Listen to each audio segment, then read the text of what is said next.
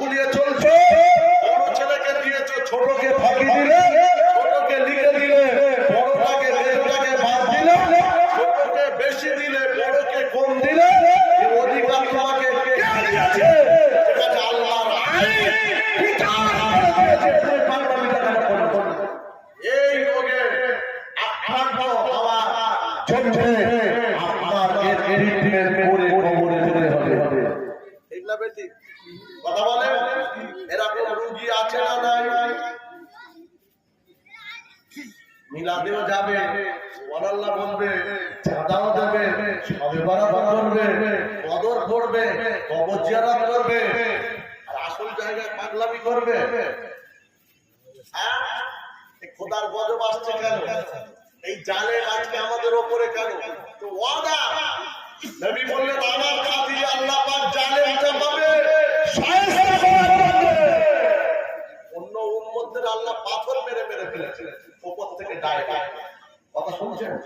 অন্য উম্মতেরা তাদের নবীর সঙ্গে গোলমাল করল, নবীর কথা নেই, আল্লাহ ডাইরেক্ট পাথর ছুঁড়ে একটা একটা করে আল্লাহ ব্লাড বৃষ্টি দিয়েছে, শুধু রং আবু আবু খেয়ে খেয়ে আল্লাহ প্লাবন দিয়ে দিয়েছে, হাজার হাজার লক্ষ মানুষ শুনছেন, ফড়িং বৃষ্টি দিয়েছে, সমস্ত জায়গায় শুধু ফড়িং আর ফড়িং, ফড়িং আর ফড়িং, শেষ হয়ে জাহান্নামে পাঠিয়েছে। ব্যাং বৃষ্টি দিয়ে দিয়েছে, ব্যাং আর ব্যাং শেষ।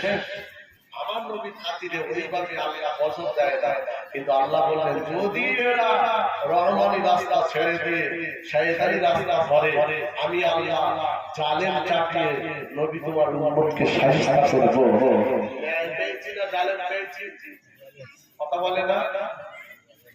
আর দেখছেন না, দেখছেন না, এখনো তুমি নামাজ পড়ে না, রোজা করে না, দিনদার হয় না, সৎ হয় না,